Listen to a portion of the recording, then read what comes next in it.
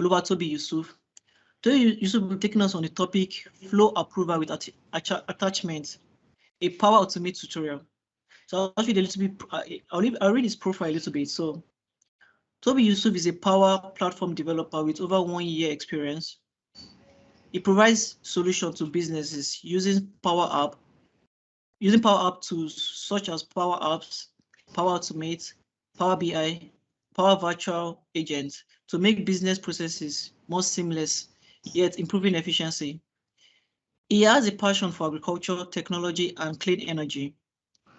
His dream is to revive the agricultural sector of Nigeria and Africa at large by bridging the gap between technology, advancement, and agriculture. He presently works for Infinion Technologies as a power platform developer. So that's all about Toby and his profile. So I'll be handing the session over to Tobi Yusuf. So Toby. Hello, Toby. Hello, I'm with you.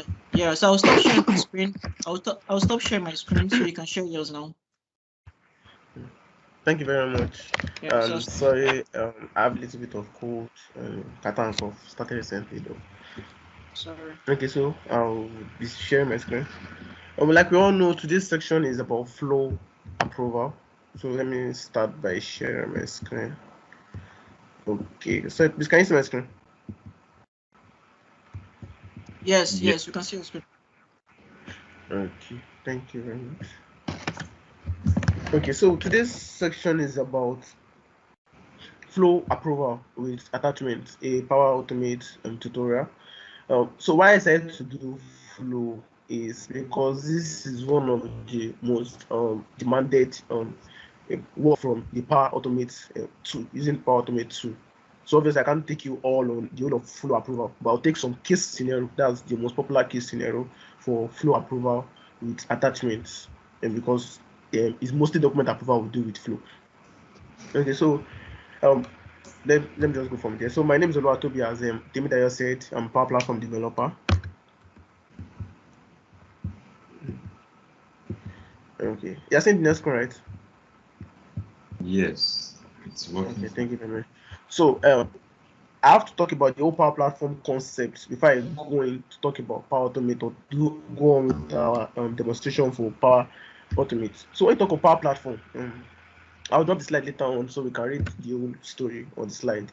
But if you ask me personally, like from Sleeper to what's Power Platform, like I would say, it's a platform where you create applications, you build automations to make business processes more seamless. So when you hear the word Power Apps, just from the word Power Apps applications, you use it for building Power applications. When you hear the word Power Automate, you automate business processes. That's where you build flows, flow approval, data collection, and things of that sort. Then obviously we all know Power BI. This is a Power BI officer. So talking about this analytic tool for data visualization and also analyzing data. Then we also have Power Virtual Agent. This is actually not too famous. It's still upcoming. So Power Virtual Agent is basically used for building powerful chatbots with little or no code. So that's something about the whole Power Platform concept on its own. When you hear Power Platform, the whole concept, the reason for them bringing this is for seasoned developers, people who love to do or make impact, to do something to solve business processes, but maybe they are not really good at programming. They don't have those foundational classes on programming. They don't know much idea on programming, but they really want to solve a problem in the business world. This tool is for you. Like, it's for even as a pro developer, you can also use Power Platform. There are places where you do some more sophisticated processes where you need to write some more codes. So this is also for you. So it's for both seasoned developers, people that are just coming into the developing states, they are just building their development language, and for those that have been pro developers. So the programming language used for Power Platform is PowerFX. It's more like a logical code writing, just like you're writing your Excel formula. That's how it works. But you can also build without coding, so it's more like a drag and drop. So maybe later on, I believe there will be a section for maybe Power Apps and other too. But today I'm focusing on Power Automate.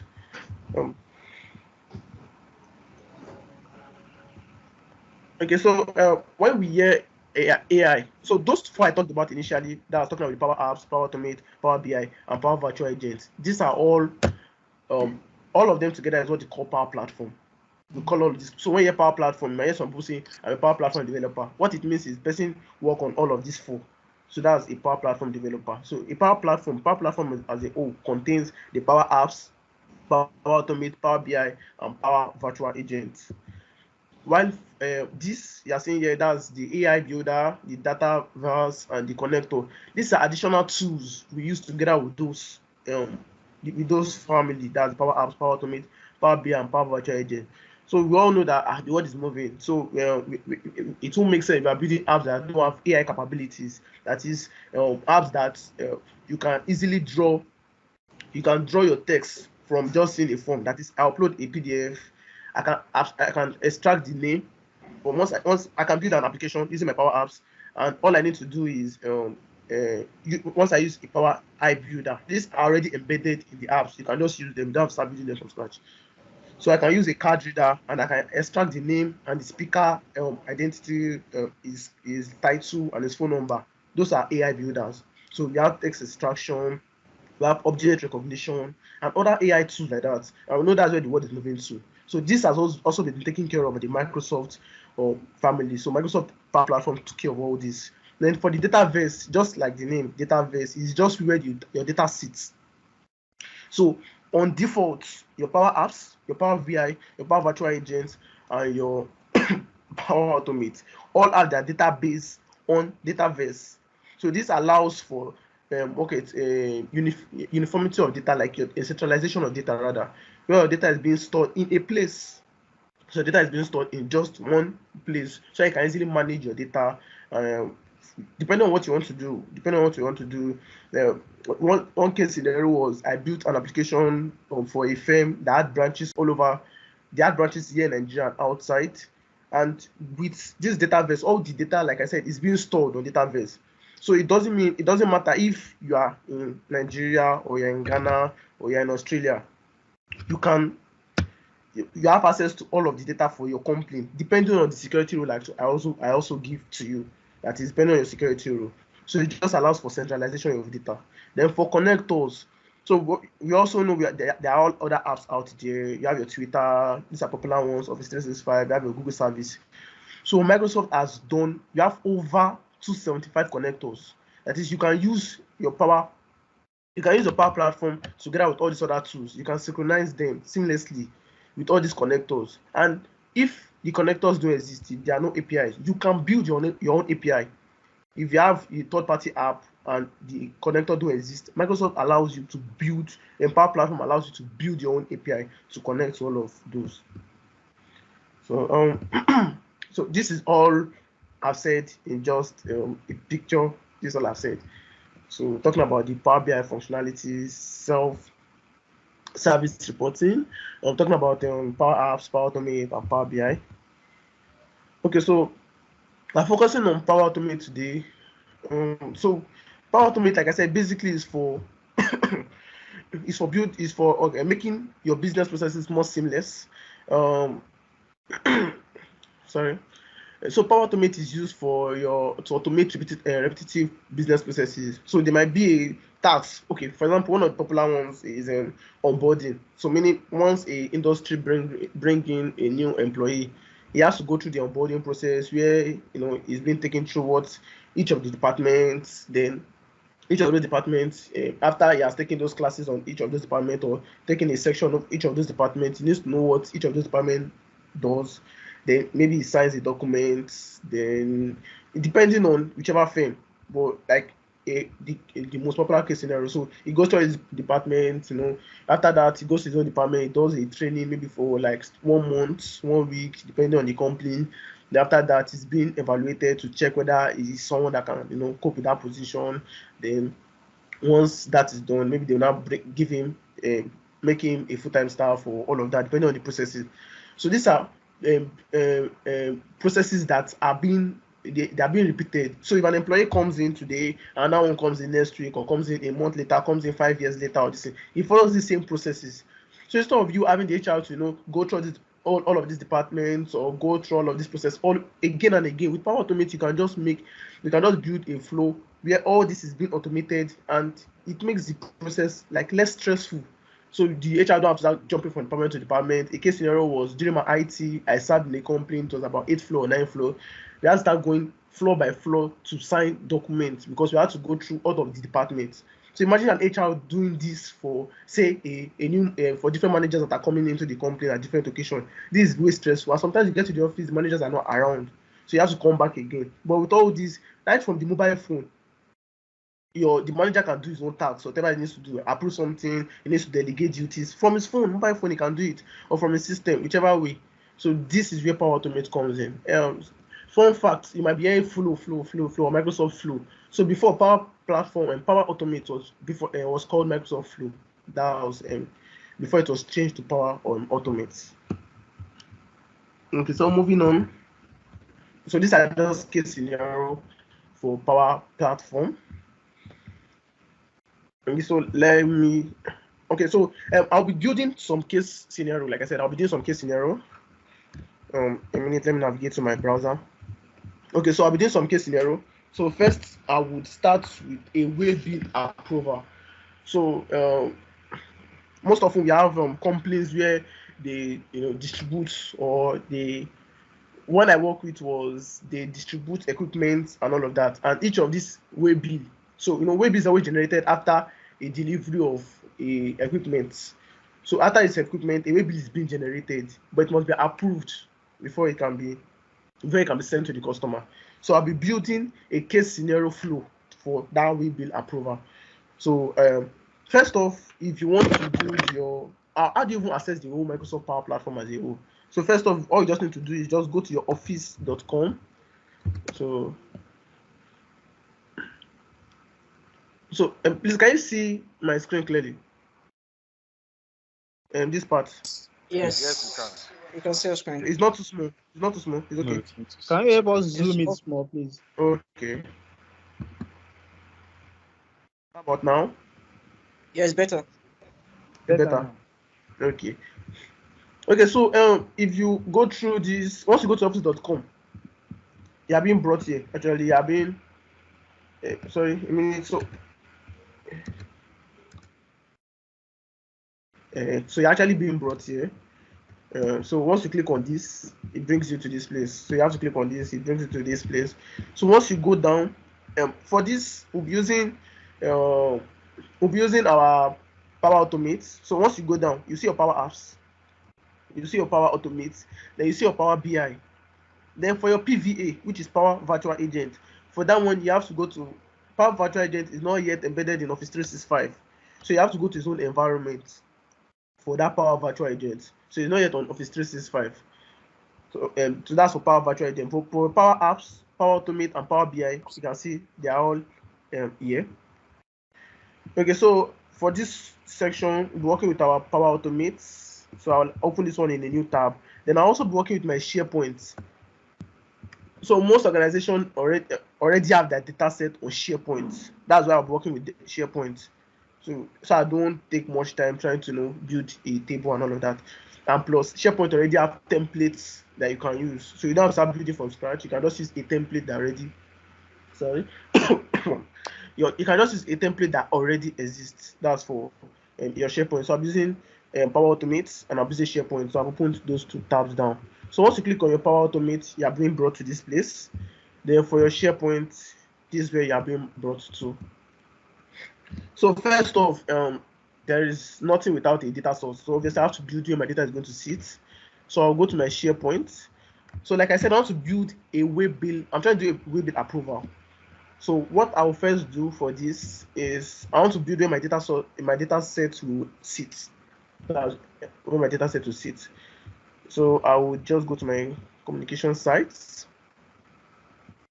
then click on new. Then I want to build a document library. So like I said, is waybill. So waybill, let me just put approval. In my description, I'll also put waybill approval. Then I'll create. That's all. So with that, I already have So this is my document library. These are my documents. It's going to see it. So next one, I'll go to my Power Automate, and let me see that I can increase this a bit so I can see what I'm doing. Okay, I don't want to increase it so much. Okay, so I hope you are seeing what I'm doing. Okay, let me increase this to a bit. Yes.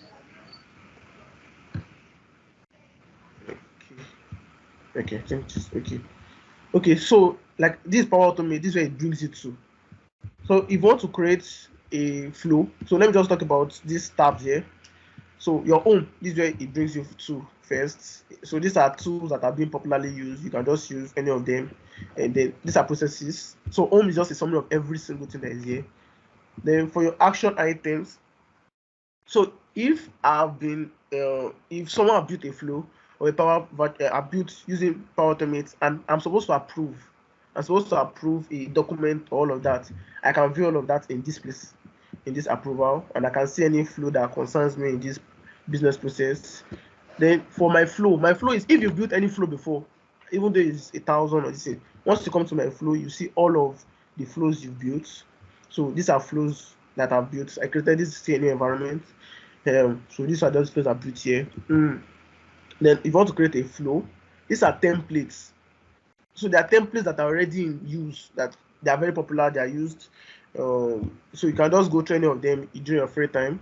So this is free. You can use this. So once you open an office account, that's office.com, you've not signed up, just sign up and open an account. You can access all of this and try your hands on any of them. So you can just use any of them. So once you click on any of them, the template just come out. All you need to do is just fill it in. That's all, and your flow is ready to run. So connectors, like I told you, there are over 275 connectors for all of the Power Platform tools. So these are the connectors, Twitter, and you can also build if they don't exist. So for your data, this is where your data sets, if you are building data sets inside of your Power Automate, you can have them here. So that's what your table, your connection, your custom connectors, so your gateways. So you build all of this, and that's if you don't have already your custom connector. If you don't have a custom connector, like I said, if you don't have a connector, you can build one. So this is where you build. The monitor is just to, after you run your flow, you need to see how it's being used. You want to see just like your PowerBi for data insight. So you want to check insight on your flows, how it has run, how many people have used it, the use, the performance, and all of that. Just come to your monitor. Then you want to implement AI builder, you can use that. Then process advisor, this is just a tool that is there to advise you on, okay, this is taking too much process, or you're using too much APIs. I will talk about that later. This is where you do that. Then for your solutions, so now this is just like a demo I'm doing here. If I'm working and I need to send, and the flow I'm going to do obviously might be, I'm building for a client, right? I'm building for a client, I'm not building for myself. So I need to send to a client. So what I will do is I will create a solution. So even if I have 100 automate flows I've done, I'll move everything to my solutions. So solution is just like like how you package your work. You get? So I'll put everything in my solutions, then I send it to the tenant. Tenant is just environment. So I'll send it to the tenant of my clients. So if it's a bank, if it's a medical facility, if it's a school, depending on your client. So I just package it to my solutions and I send it. So for your learn, if you want to learn more, just you go there. So like I want to create. So so we can see all of this. I'll go back to my create.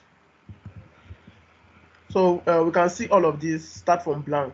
So we have, these are the triggers. So obviously I want to, like I said, I'm building a business process and I need to make it seamless, but something needs to trigger it. Like it can't just start out of the blues. Like it can't just wake up and start. Something has to trigger it. It has to be a function or a an action has to trigger it. It can't just start. So for automated cloud flow, this is something that is triggered automatically. Once you do an action, once you perform an action, it automatically triggers. That's for your automated cloud flow. For your instant, that one is triggered manually. You have to perform an action. You have to maybe press a button for that one to start.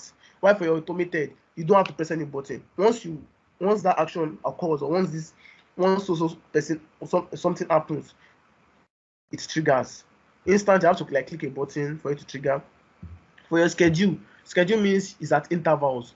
So maybe I want it every Monday morning. That's schedule. I want my flow to happen or to occur every beginning of the month or every end of the month. Okay, maybe there's something you do every end of the month or something you do once in a year.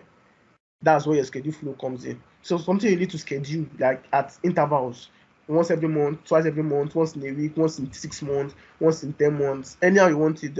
That's for schedule. It's more of time. So you choose the time it runs.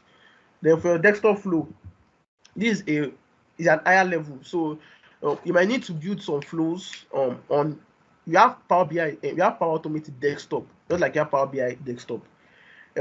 So for your desktop flows, you might need to build your automate on premises, that is on your desktop, for a reason.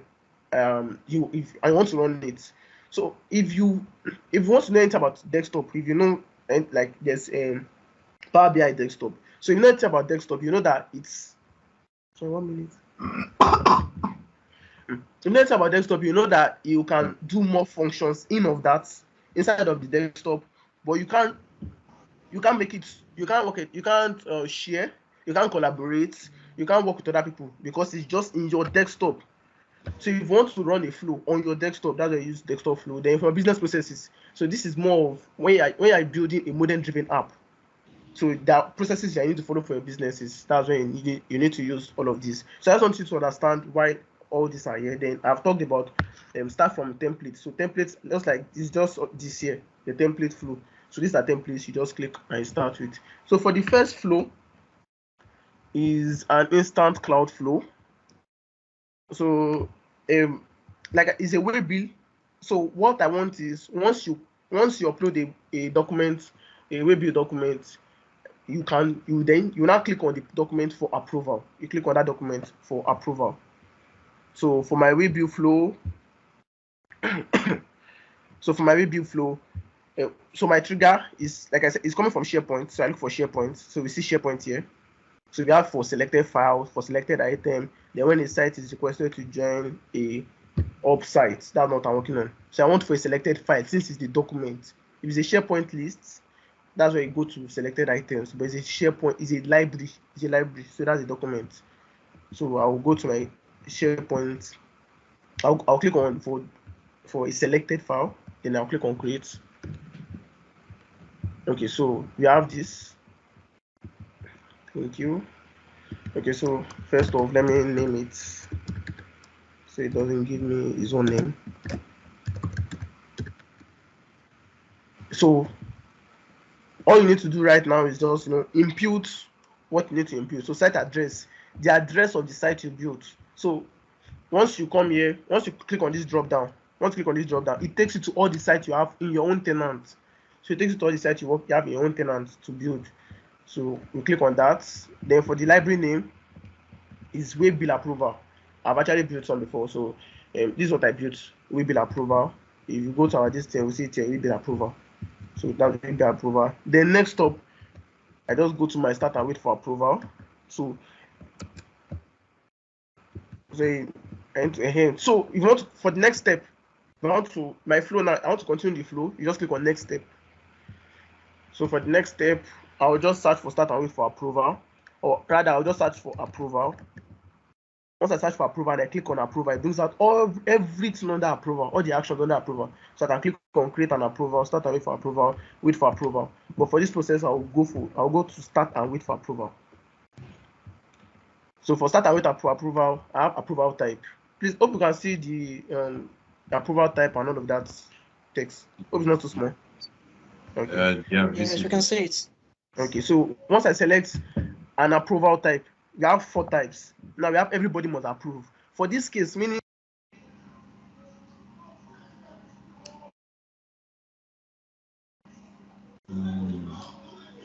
Hi, Toby. It's like we've lost your voice or audio. I think you're on mute. okay. Can you hear me now? Sorry, Yes, I don't know why I got to mute myself. Okay. So, like I said, start and wait for approval. So you have approval type. So we have 4 types of approval types here. We have approve or reject. Everybody must approve. For this case scenario, every single person must approve. So for this case scenario, maybe you need about 5 people to approve before that action goes to the next process. That is, if those 5 people haven't approved, it can't go to the next process. Then that's what you need. That's what you will use for the case. So everybody must approve means even though it's 10 people you assign to that team, until those 10 people approve, that's when you can move on to the next case. If those 10 people have not approved, even though there's just one person that remains, it can't move on to the next case. That's what everybody must approve. Then for first to approve, maybe 5 people, you have 5 supervisors, but you just need 1 supervisor to approve before you can go to the next case, or maybe go to your manager. Then that's what you use first to approve. So you can assign to 5 supervisors there.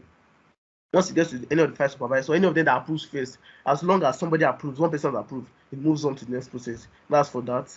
Then for your custom response, wait for all. For custom response, wait for all responses. It's just like your everybody must approve. Wait for all responses means everybody for that case you must wait for all response for that case. But while you have custom responses, you might need to design your own. So it might not be approve and reject. Though the more popular case is approve and reject. Maybe this document approve it or reject it. This approve or reject. There's a case scenario I needed to use yes or no, not approve or reject, because approve or reject didn't work in that case. So I needed to do yes or no. So I'll use this custom response. Custom response means I can design, instead of using approve or reject, I'll just put yes stroke no in the response. So I'll customize it. But then why you're having 2 is because one is wait for 1 response, the other one is wait for all. The wait for 1 is once 1 person responds to that yes or no, it moves on. The wait for all is if everybody has to respond, everybody that you assign that to has to respond before it moves on. That's for that custom case. And the other ones, there's one that you have to use escalate or approve. Escalate or approve. So it depends on the case. So that custom is just to design your own case scenario. So for this one, because of time, I'll just go with the approve or reject first to respond. And because it might take longer time trying to work on custom and all that. But it's very easy. Once you click on it, you just type yes or no. Okay, so for my title, just give it a title. So this is always like the title of your mail. So I will just type approval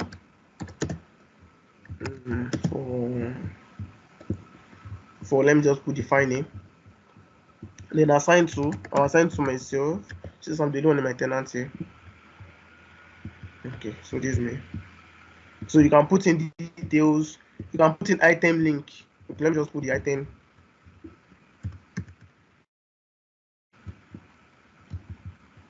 And then put this as file name. So I'll show you what the item link does later. So the next stop. So sorry, I didn't explain that. So you just click on show advanced option. So this is to add your attachment. Obviously, I'm attaching a document, so I need to add my attachment. So what this here, you just do my file name. You just put your file name. Then for this one, it will be my file content. But we'll see that there's no file content here. So there's no file content. So what is coming? The response that is coming from this for selected file. What is coming here is just the file name. So I need to get my file content. So to get that is very, very simple. All I need to do is just come to this start and wait for approval just before it. Then I add another action called get my file property. So I'll type get file property. Get file properties. So you can see get file property here. So once I click on that, it's just to impute what is there. So what's my site address? Okay. My library name, that's the name of the library, that's the bill approval. Then the ID is just ID.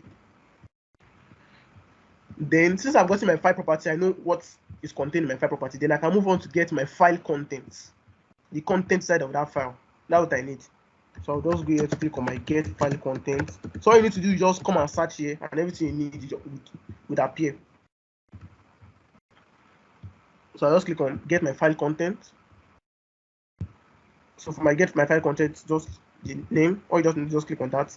Then for this, my identifier, I'll just click on my ID.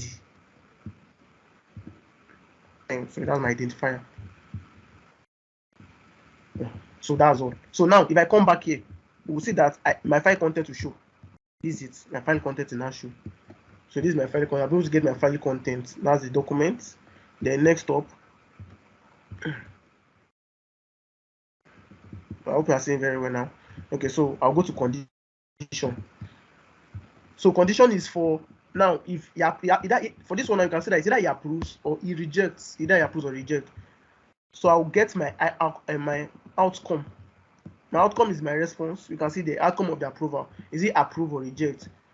So I'll put it is equal to approve. Is equal to approve. So if it's equal to approve, I'll just put any case scenario. But since I don't want to waste time, I'll just use a compose.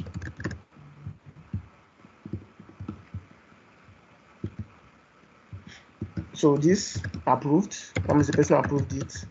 Then for this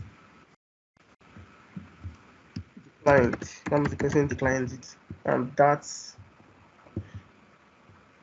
oh sorry, I jumped my step. I'm supposed to search for my compose. This is just to put something there. I don't want to leave it empty, that's all. It's actually not needed. But you'll see what we need it for.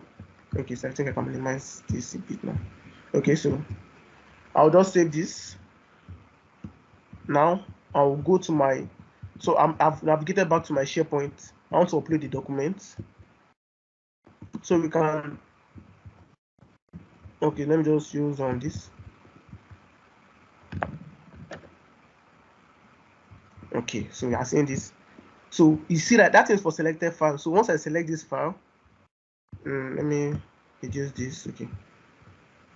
So you are seeing Power Automate, right? So once I select this, sorry, once I select this and I go to my Power Automate, now we are seeing our bill approval. So now we bill approval.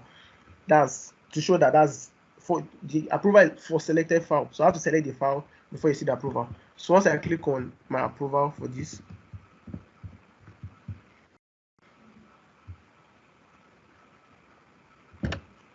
so 1 minute. Okay, so just click on continue, then run the flow.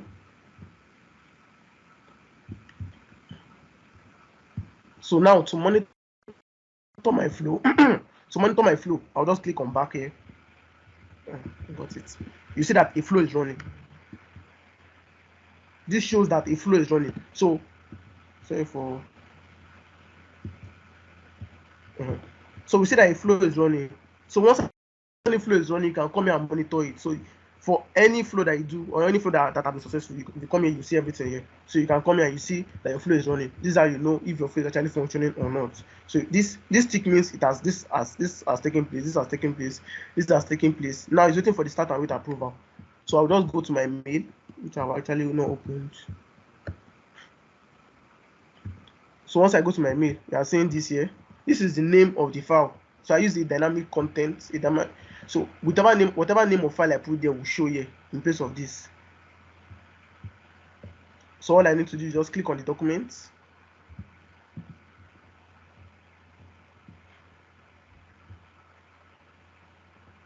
So this is the document. So like I said, will be so just as long as filled. So this is a way bill document. So the manager can just come to his mail, click on the document. Once you click on the document, the good thing about Power Automate is you can approve right from there or reject. So I'll approve. Let me just type confirmed. So I approve this. Then submit. So this has been approved. So this has been approved. So I can close this. So now if I go back to my flow, we see that all of this has happened. So we see it has gone here. You know, my expression, my condition was if approved. So if approved is yes, it does this. If approved is no, it does this. So this is what happens once it has approved. So this is showing that yeah, it has been approved. Then the person does not approve, obviously it comes to this place and show that it's not been approved. So I'm moving on to some other case scenario. So for normally in a industry, what happens here is once it's not approved, either you send a mail backwards or you send a mail to the person that sent the document for approval. That's what happens usually. So I'll do that in another case scenario. I didn't just want to waste time building all of that. So I'll move on to another case scenario. So this is for your way bill approval. So I still have 2 scenarios to take.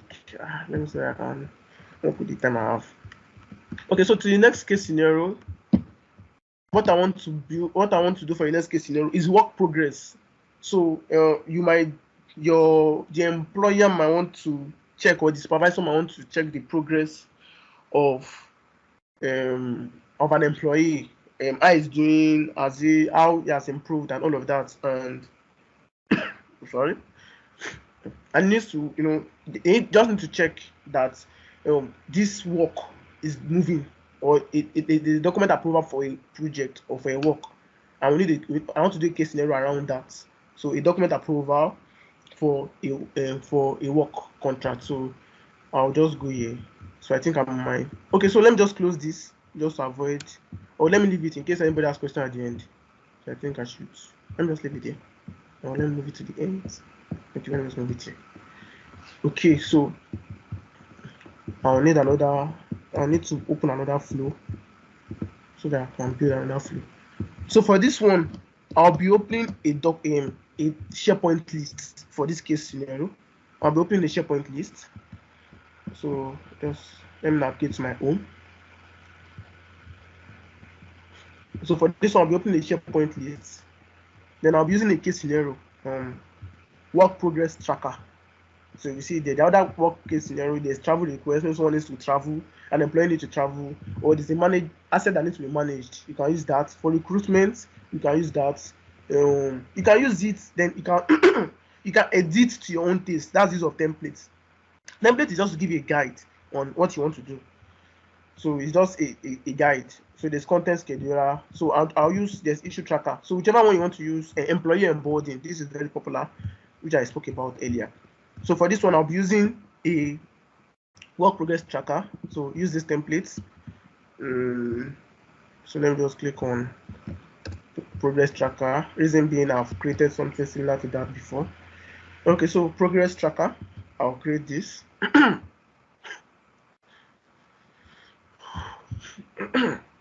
Okay. Okay, so for my progress tracker, so I'll go on to build. So I need to build a flow. So like I said, my flow for this one now, I'll upload multiple documents.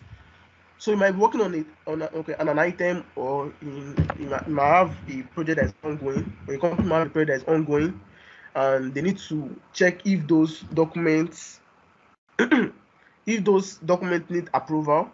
So for this case, I'll be using multiple documents, and I will show you why I'll be using multiple cases. I'm using multiple documents, and why I'm doing this case scenario. As we move on, I'll talk about that, why I'm doing the case scenario. So for this, is going to be an automated cloud flow. Why? So anybody can come in to upload a document, or anybody can come in and fill. Once you click on new, you fill in this and you attach. You click on your attachment and attach your documents.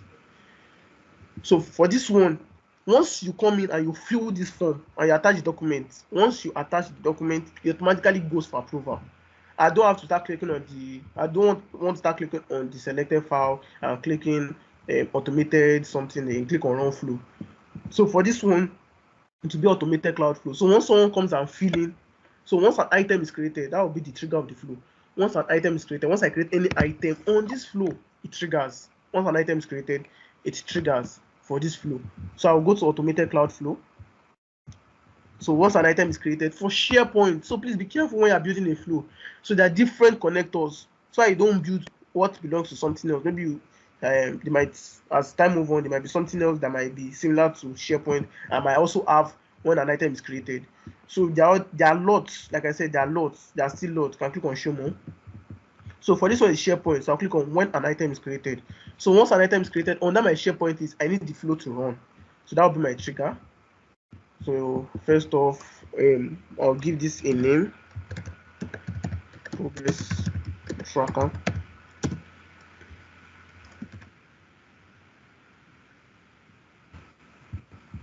Okay, so just like the previous flow, I click on my communication side, then my list item, which is my progress tracker.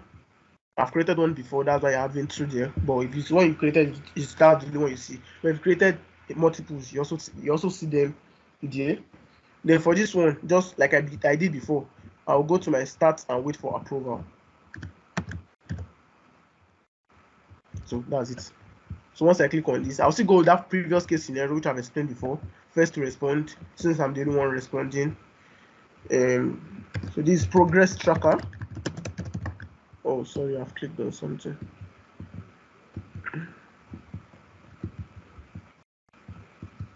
I close my. Sorry.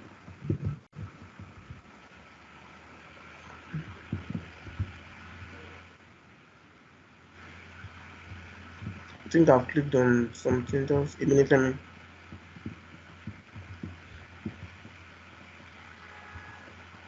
Oh.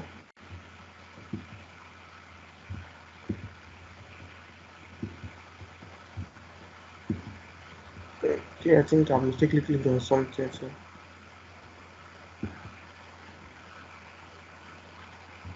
I'll need to start again.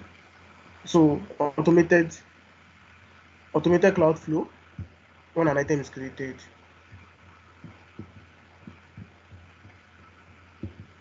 So I've done all this part before, so I'll just click that. So for this, start and wait for approval.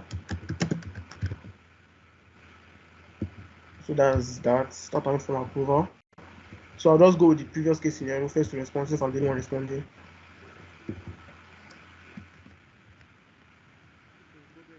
For let me just put title. So whichever title is on that SharePoint list will come here. Then I'll assign it to myself since I'm the only one in my tenant. That is my environment. For those that came late, tenant means environment. Since I'm the only one in my environment. Okay, so yeah, that reminds me. I didn't talk about my the item link. Let me just put an item link for this since I didn't talk about it last time. So I'll just put this as title too. So basically that item link I'll show you when I run the flow. It's basically to take me to where my document is for that file. That's what my item link is, to show me where that document is sitting. Okay, so for this approval, like I said now, I'm going to bring in multiple documents, not one, not two, like multiple attachments. So I can go on and say, okay, 2 attachments, I'm putting the dynamic content there. But what if I put 10 attachments? What if I put 10 attachments? Then what happens then? What if I put 5 attachments? What happens? That's something about the usual drag and drop. The usual drag and drop. You can't tell, for this case scenario now, you can't tell how many documents I need to approve. I might come in and need to approve 1 document. Someone might come in and need to approve like 5 documents. So it can differ. So I need to create an array. So for this one, no need to worry. This is just like 2 lines of code. So just 2 lines of code. Anybody can write this. It's JSON. So it's very, very simple to write. So I'll delete this. Then first off, I need to get my attachment like I did the previous time. My attachment isn't here yet. So I have to get my attachment. So to get my attachment, I'll go to get attachments. That's for SharePoint list. Get attachments.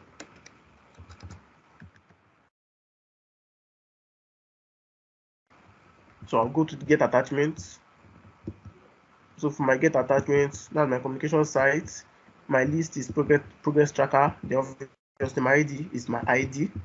Then I'll go to get attachment content, just like before. Get attachment content.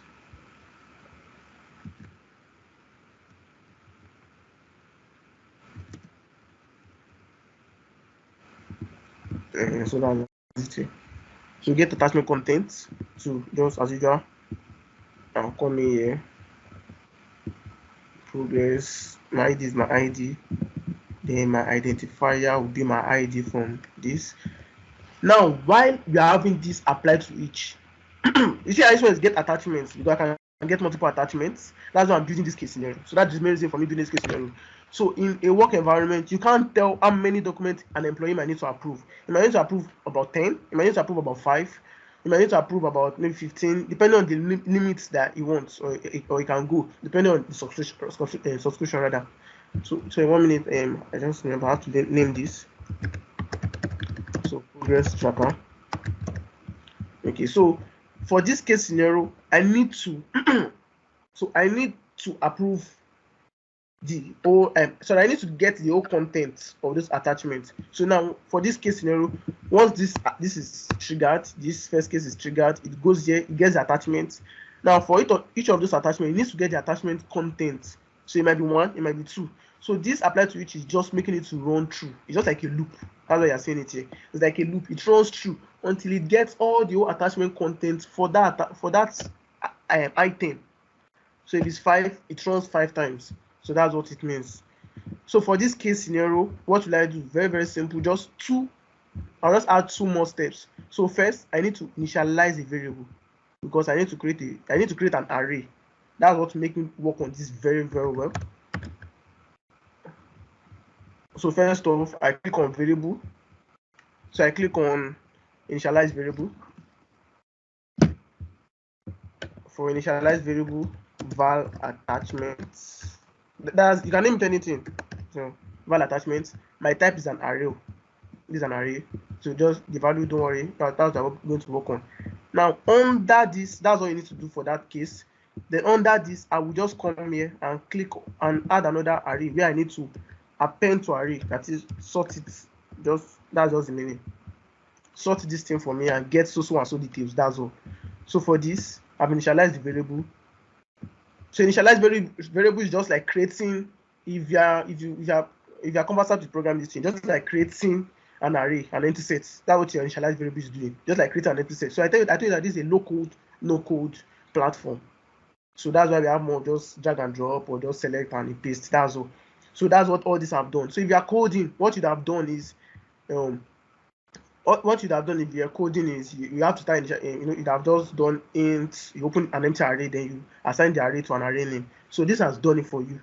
So all you need to do is just click on that step and put in your information. So that's what the initialize variable does. So it's just creating an empty set. So now appending to bringing in content to that my empty set. That's basically what I'm doing. So that's why I have to select the name that I've selected, that I'm initialized with. Then for this my item, for this here, it's just very simple. Just I'll create an open, then I'll close. Like I said, it's just a 2-line code, and you'll see that now. So what I want to get is just the name and the content. That's all. So that's what I just create. And I said it's JSON. So JSON is a very, very simple code to write. So I'll just write name under in a inverted comma, put colon, then I'll put the file name.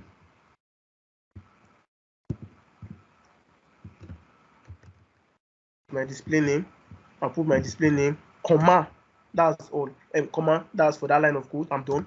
Then for the second one, very similar, content, put an inverted comma, semicolon, then I'll put my attachments, that's my attachment content. That's all, and I'm done. That's all. So I'll go to my start away for approval. So instead of my attachment to be all of this, I'll just convert this to switch to input entire array. So I'll just come here, switch on that, click on that. If it's like this, if maybe I'm working with just one document, if I just work on this, you don't have to do all those array. But if you're working on multiple and you can't tell, if you're working on 2, you can also just create. But if you don't know how many the employee is going to put or how many the client is going to put, just do that. Just do all of these 2 things here, and you're good to go. Then here I'll just attach that my variable, and I'm good to go. So I'll move on to the next case scenario. I'll just move on to the next step where I create a condition that okay, did he approve or rejected? So that's outcome. That's outcome is equals to approved. So approve. So please, you must be careful here. If you put this is case sensitive, and this is checking out this. So meaning the result from this must be equal to this. So if you put approved, it's going to be going to your no. So make sure you put exactly the same thing that is here. If you put yes, make sure it's yes you put here, not approve.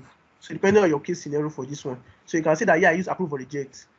So if you are using your customized one, whatever response is there out you put in this case. But since I'm using the approve and reject, I'm using for approve. So for this case scenario, I think I might need to.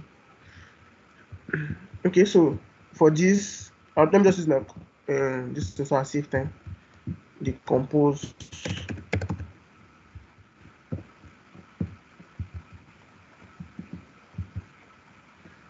So approved. Then for this, the client jump stepped again. Okay, so for this, I'll be using compose. So this the client. Then I'll save this. Okay, so I can go back, so I can monitor. So you can see that for this, no flow has nothing has run here. I'll now go back to my SharePoint list. Then I'll fill this. So say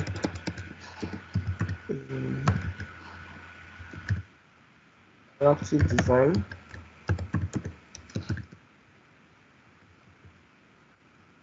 And category is design. I think I'll leave this for not started yet. My priority, I can put it on medium. Let me just leave my start date. Okay, so let me just attach. So for this one, I'm using 3 attachments. Then I'll save.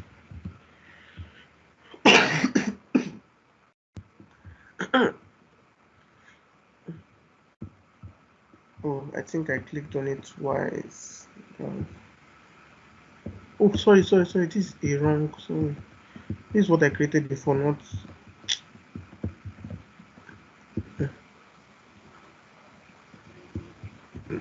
Yeah. Progress tracker. Sorry. This is what I just created now. Okay, so new.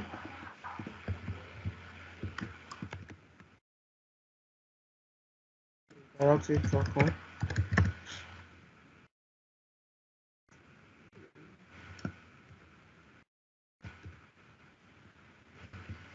So I'll just select what I selected before. Let's leave it like this. For my priority, let me put a medium. Then my attachments, let me attach. Okay. Then save.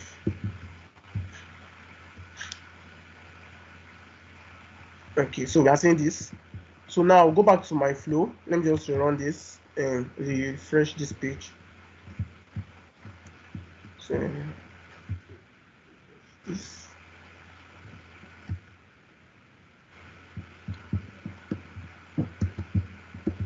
Okay.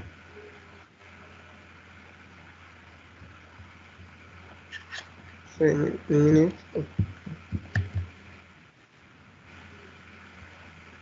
Okay, so now we can see it here that it's running.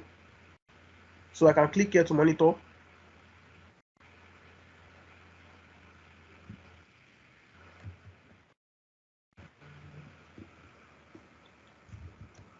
So this showing that my flow is running.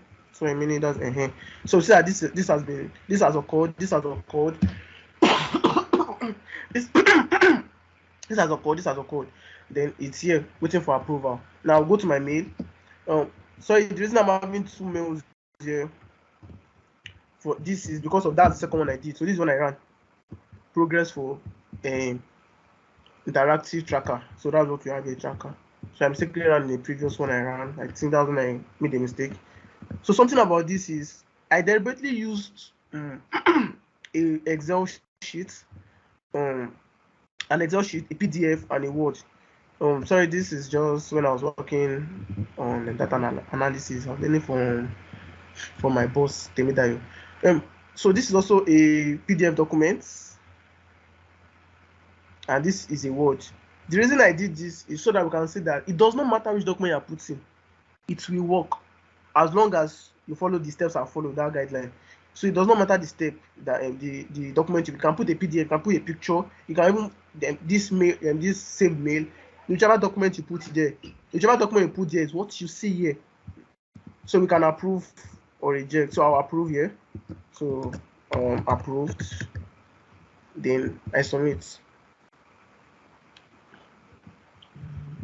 So once I go back to my flow, so we see that all this I approved. That's why we are saying it came here.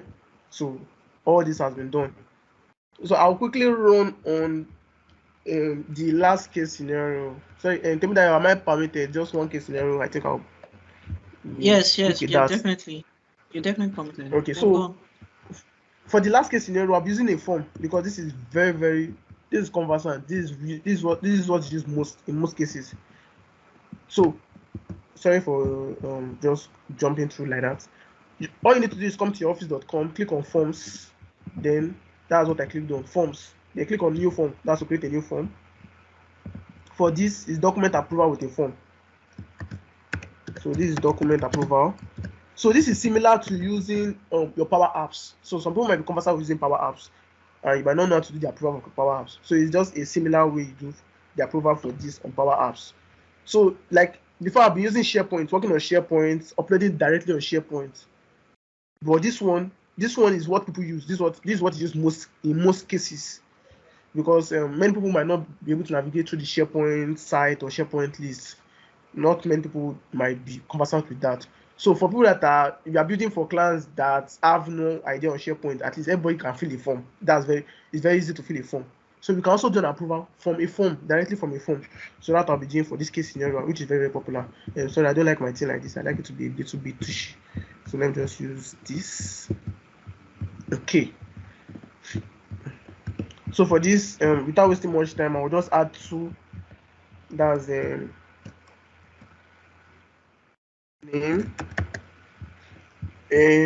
Name, then I'll just add another for documents, that is file upload.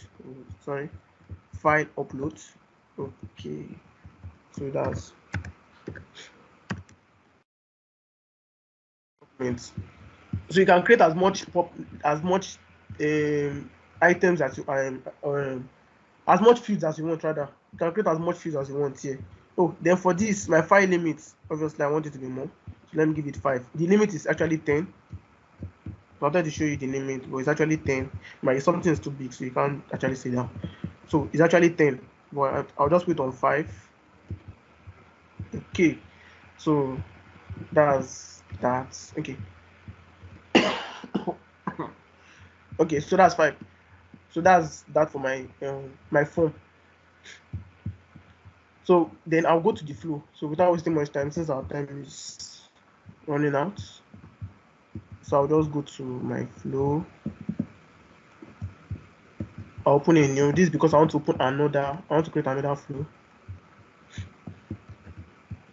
So this is also automated, meaning once you fill that form, I want this thing to run. So I'm also using automated. That's the reason for using automated. So like you have to know the case scenario you want to use.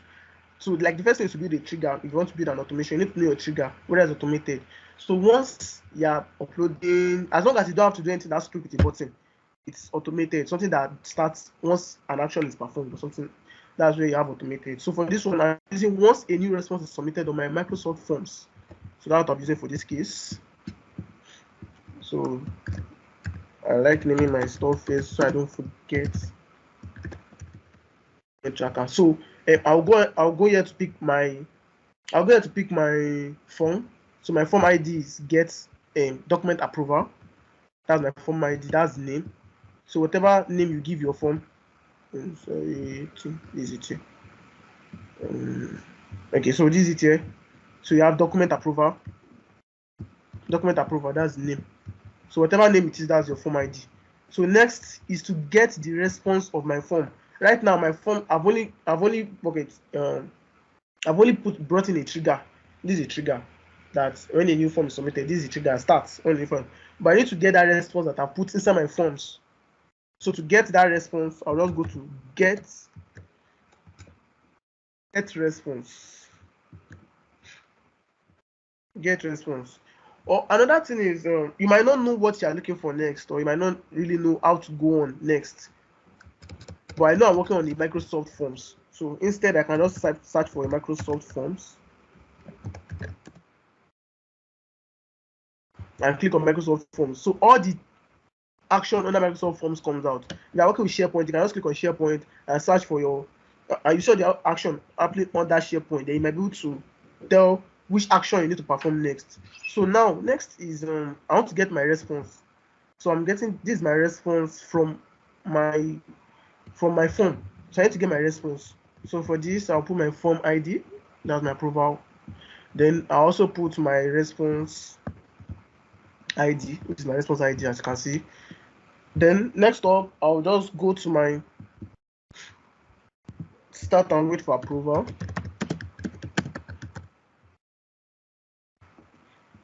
So I'm waiting my response ID. I want to, I'll go to my start and wait for approval. So I'll just go with normal case scenarios.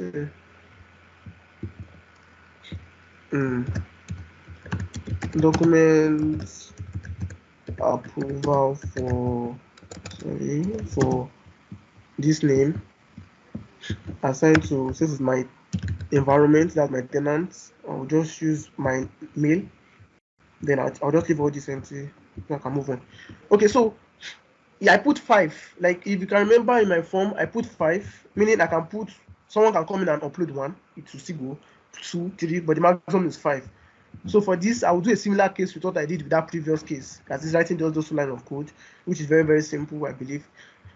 So for this case, first off, like I said, once you've done these 3 steps or the 2 steps, depending on what you're working with, I need to get the attachment.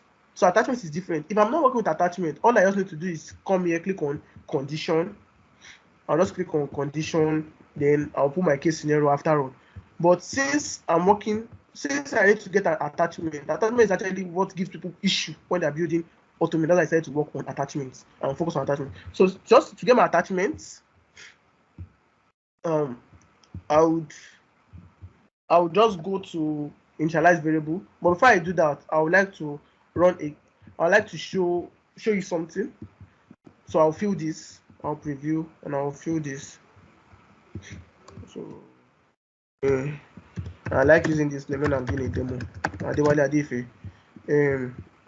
Then let me just upload the document. Let me not use. So sorry, let me just use.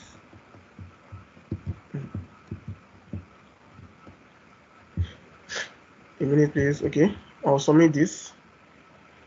Okay, so I'll go back. Then let me show you the. So I need to save this.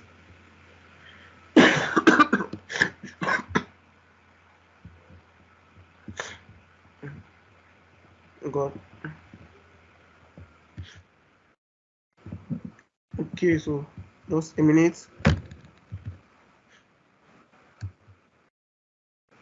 Let me refresh this.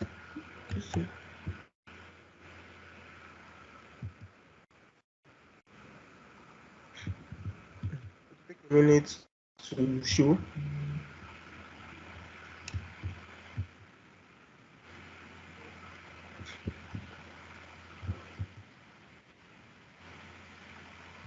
Oh, it's taking too long.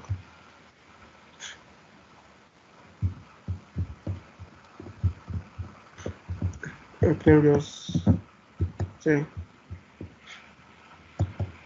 Let me just go to manually tests. This is taking too long. Then I have to fill this. So we have Yola accurately. Then I'll upload that document I uploaded last.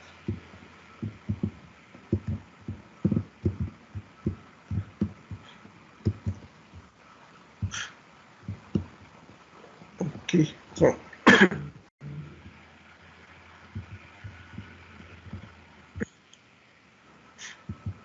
okay, so this is what I want to show you here.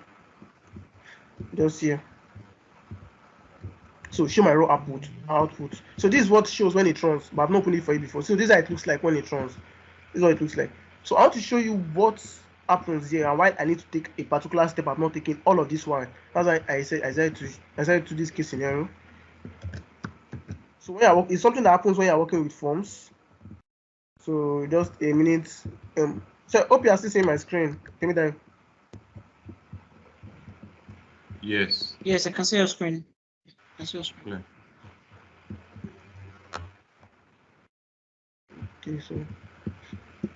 Okay, so I need to open.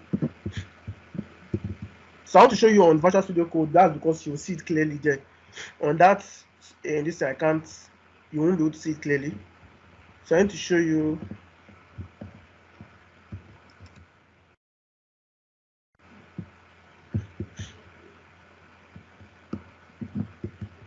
Sorry, a minute.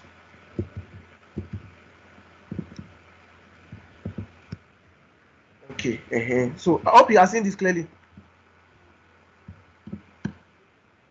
Yes, you can see your screen. Okay. So in this down part, don't worry about all these things. I'm not writing code, like I said. So what I want to show you is just here. So we're working, basically we're working on Power Automate. The back end is JSON. Actually, I just remember that I've not showed you. Just let me go back to edit. So you can actually see the code behind this thing. You can see the code. To see the code, just click on these 3 dots. Once you click on this 3 dots, click on pick code. So you can see the code. So once you drag and you drop, the code is automatically written. It's automatically written there. So this is a JSON. Like I said, it's JSON. So now why I brought you here is because if you can see this is actually pure JSON. All this is JSON. So for our name, we have our JSON ID. This is our JSON ID. This is the ID for the name, and that's why we have Adeola Akreli from that my forms. Then while for this is my attachment. This is my attachment. For my attachment here, what you are seeing here is my attachment here is a string, and that's going to affect my work. So that's why for forms we always convert. There's a step I'm going to take now. We have to convert our string to JSON. And how do you do that? It's very, very simple. So navigating back, that's what I wanted to show you on this platform here. So no, don't worry about thinking of writing all this code. So moving back to where I was working on and done. So I'm going to come here and add compose. So under this compose, I'll come here to expression. I'll come to expression.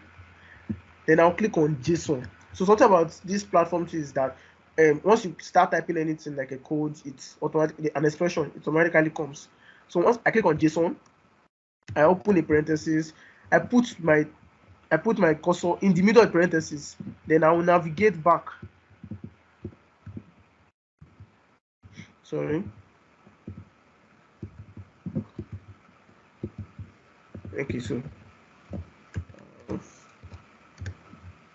JSON. So I'll navigate back to my documents. So yeah, stuff. Okay, thank you. So on my expression, once I type this, I'll just navigate back to my dynamic contents. Then I'll pick my documents. Just as if you are converting from your integer, your float to your integer. You just put int whatever the stuff is. So the same with JSON. Then I'll put the document inside. So this is my document. Then okay, that's all, and I've converted to a JSON file. So right now I'm seeing it as a JSON file. Then I'll go on to get my attachments. So for my attachments, I'll click on get file content. Now something you need to understand is when you are working with Flow, your work is automatically saved on OneDrive. So I'll be taking it from OneDrive, but you can also route it straight to SharePoint. That depends on you. But so because of our time, let me just work on this fast. So it's on OneDrive. So for OneDrive, I'll get my file. I'll get my file content. So my file content is an expression, which is item and ID. That's all. Then I'll go to. So I'm supposed to, okay, so I'll just initialize my variable here. So variable, so initialize variable.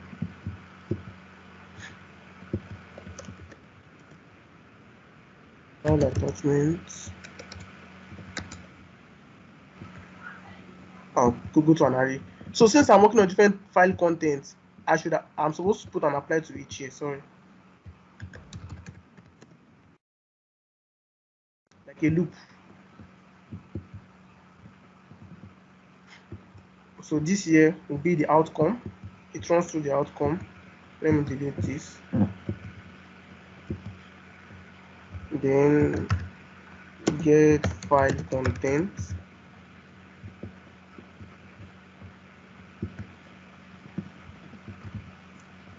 This is an expression, just very simple. Just type items. So once type items, and just put a dash, your ID, that's all, and you are good to go. Then after that, I just need to append in an array like I've been doing before.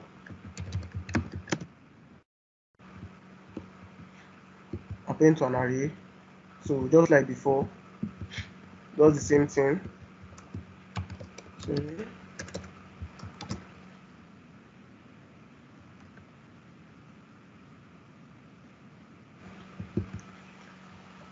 for this is just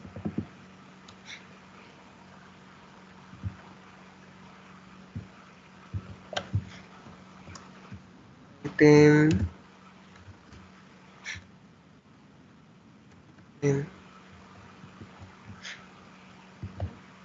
comma, then the next one for your content,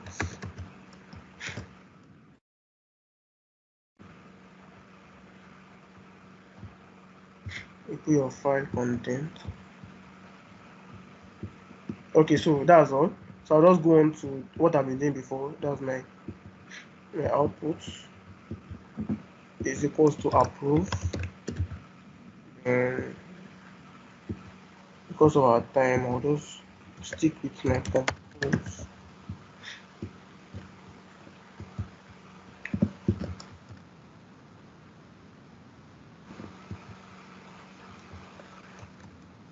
Compose, and so for this is the client.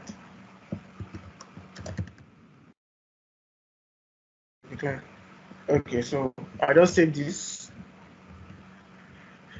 Oh, sorry.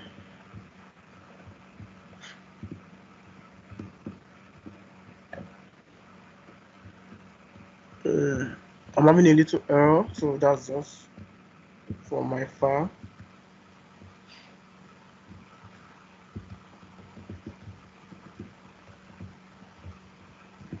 Expression.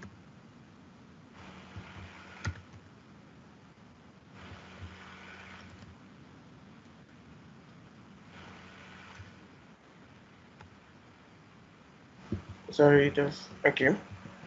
So that's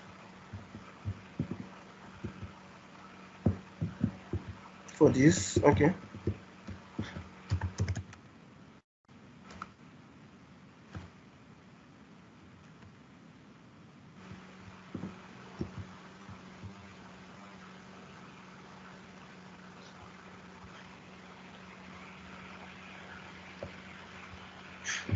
Okay, so the reason for that error is because I use items instead of item.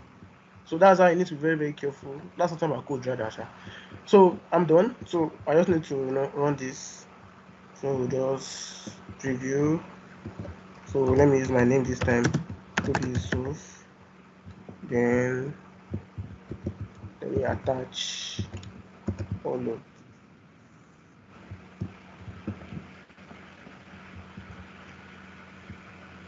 So just that. Okay, so I can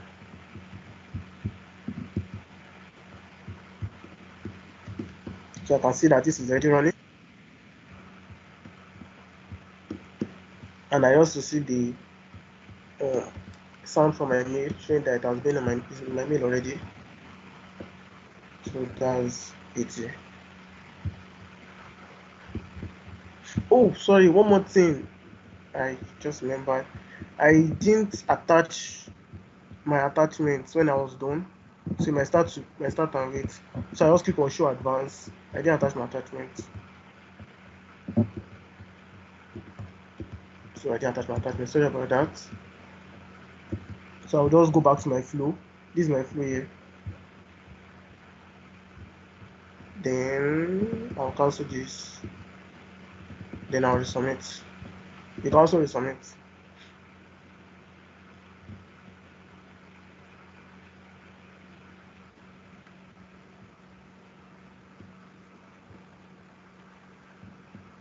So just a minute, that's the internet. Okay, so I just see the sound. So now you see my attachment is here. So those are my attachments.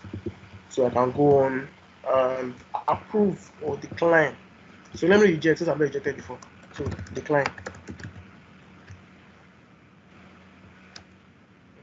Decline. Anyone? English.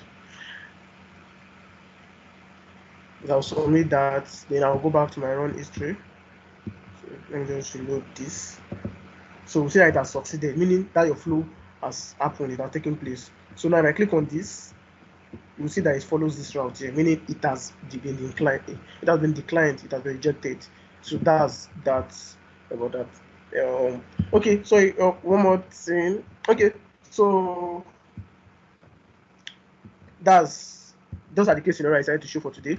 Then these are resources I decided to put here. So like I said, I'll share this document. I'm sure Tim Daniel will find a way to get it across to you. So these are documentations. Documents if you want to read. This is for Power Automate, Power Platform. This is for SharePoint. Then these are YouTube tutorials that have been very, very valuable to me. I gained a lot, and I believe someone that has no knowledge can come here. Exactly this third one is very detailed from the beginning, from scratch. And obviously, there's no end to learning. Then also, there's what they call Microsoft Virtual Training. This is being organized by Microsoft themselves, where they bring experts to talk about all of this. So there's a virtual training coming up soon. So, but once you click on that, you will to attend the virtual training. So I think I have that. Okay, I think this is it here. So so once you register for, you can also register for the training. So these are where experts come to talk to you. So there's one coming up on September 22nd, 21st. Actually, my birthday. It's coming up September 21st. So there is one coming up. So you can just register. So that's the link there. So this is where they bring experts to talk to you on this tool. And something about this is once you attend this conference, you'll be given a free voucher to write the fundamentals exam.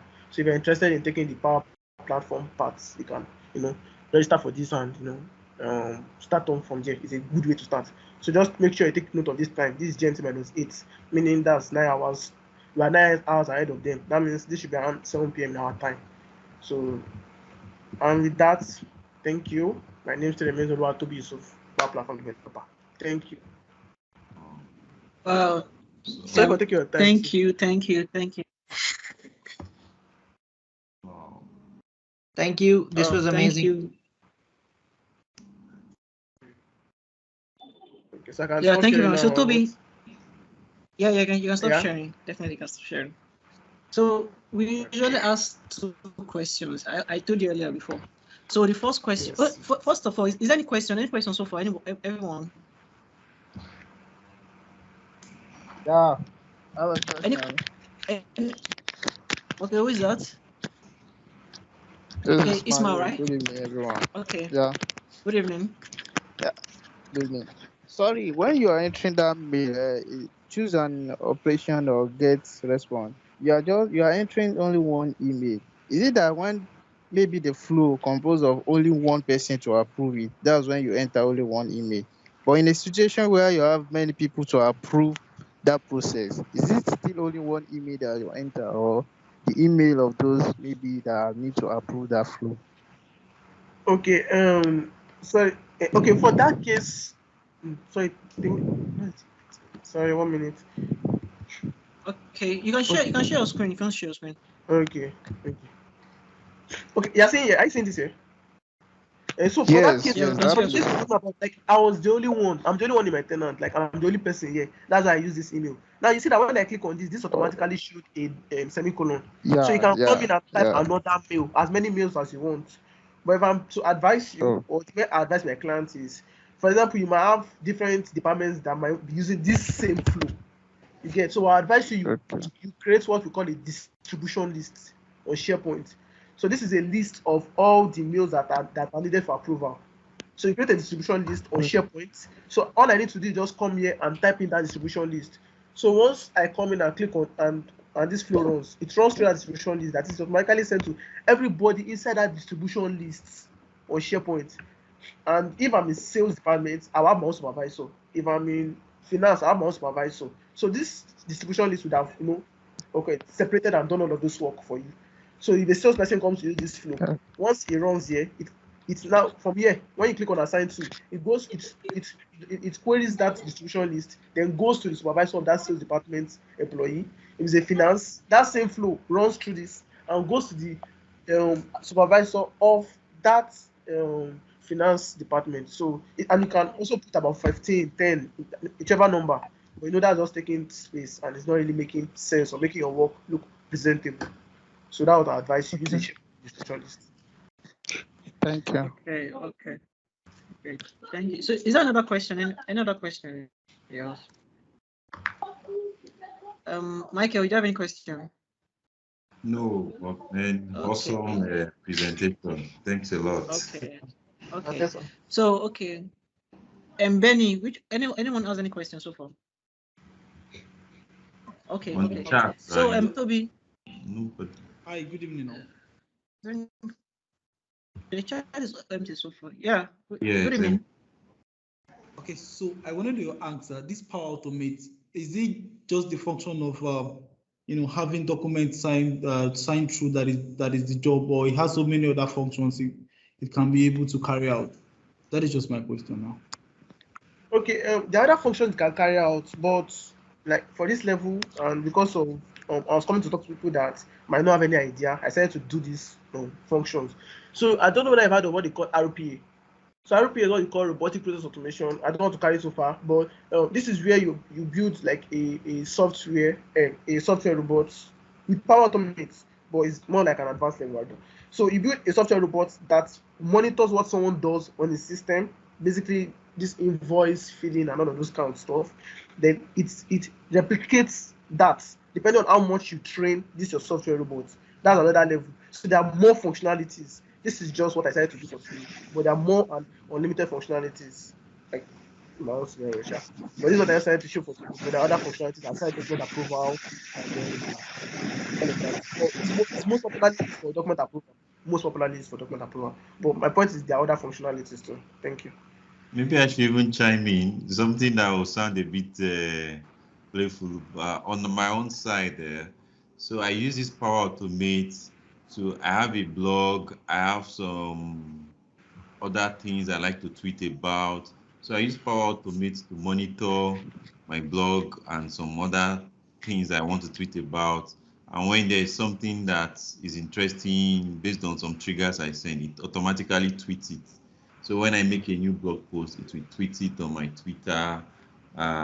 Before Twitter made this ban of you tweeting the same thing, I even use it to spread things across my account. So if I tweet on one account, it should retweet it.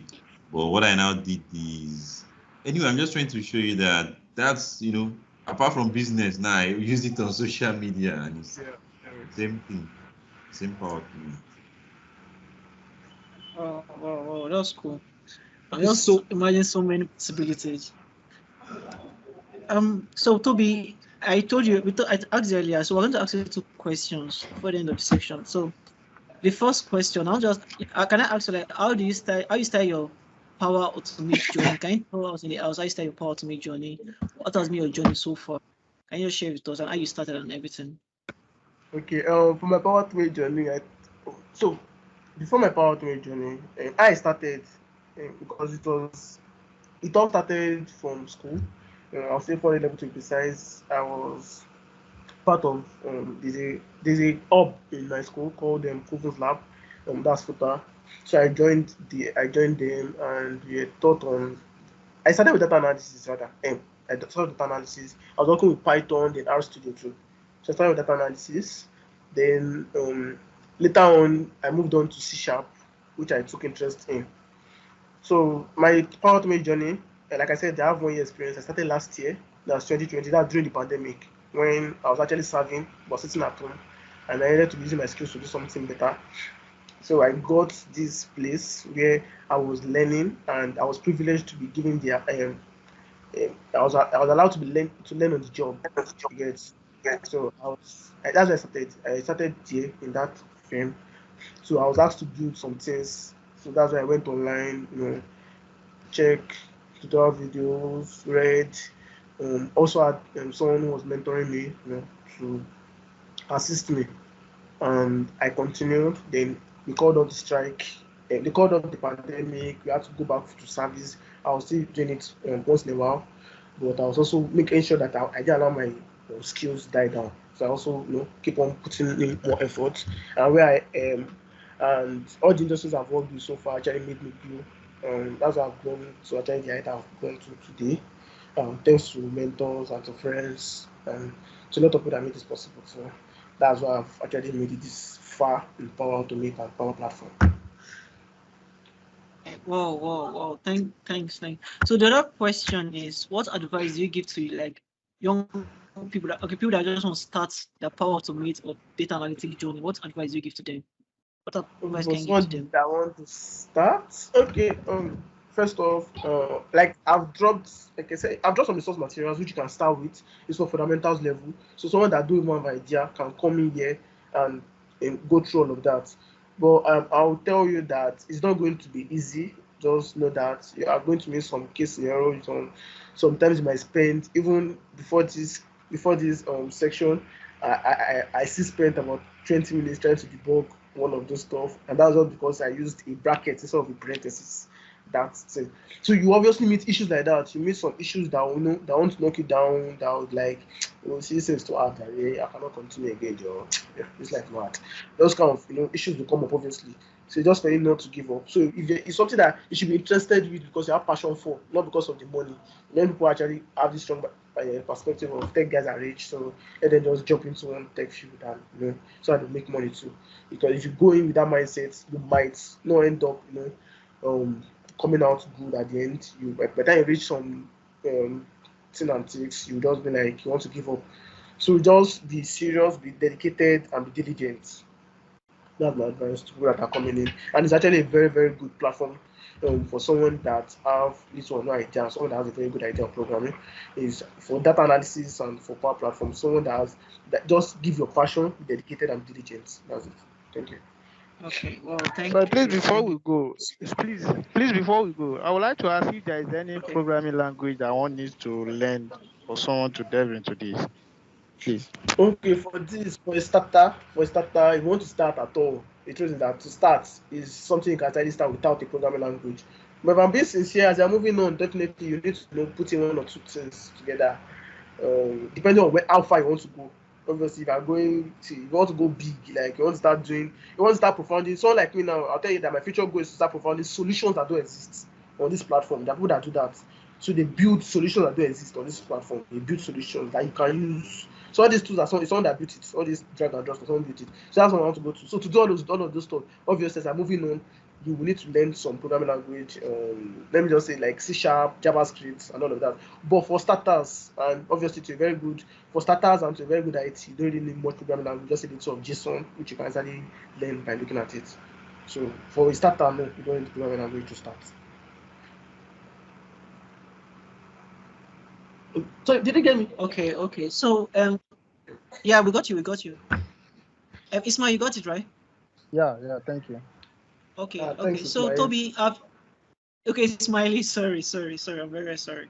So Toby, I've dropped the link to your LinkedIn. So if anybody wants to connect with you, it's on the chat now. So anyone wants to connect with Toby Yusuf, can. So I've dropped his LinkedIn profile on the chat. Also, I've dropped some other link on the chat, so you can join the community. That's the Power BI community. You can also join your UrBizEdge community on different platforms. You can join it. So also, I'll be dropping a feedback form also. So you guys can just tell us how the section went. How do you feel about the section and everything? So can you guys access the chat? I can't. No, we can't access the chat. I can't. I've been trying to message all day. No. You can. Oh. Okay. So, Mike, can I say something? I don't know. I've been reading up on what the issue is. So it seems like the thing is from Teams and it's too late to fix it. So I'm trying to see what I can do so that next time it won't happen. But we can the chat to get to the feedback form. Or what can one do now? Maybe I'm except one. interested in all the links, please. All the links. I know. to The thing is that okay. It's okay. I know what madam. The thing is to- that well, to book by the training tomorrow. and the Okay, the other by tomorrow, all the link will be dropped on the YouTube page. Perfect. Yes. So, yes. so if you want to access, just go to YouTube, search for UrBizEdge. So let me share my screen. So go to YouTube, search for UrBizEdge. So this is UrBizEdge. So all our tutorial videos will be dropped there tomorrow. All the section we did today will be dropped there. So under the section you get all the links also will also be dropped there to the company website. Everything will be dropped there. So all the links of today, all the training, all the materials will also be dropped on the YouTube link. How does that answer the question, Ma? Yes, it does. Thank you very much. Okay. Can I know LinkedIn, please? I would like to connect with Okay, him. okay. Toby, you just search for Toby Yusuf. Okay, then. Thank you. Oluwatobi Yusuf. Come just one minute. I think I was.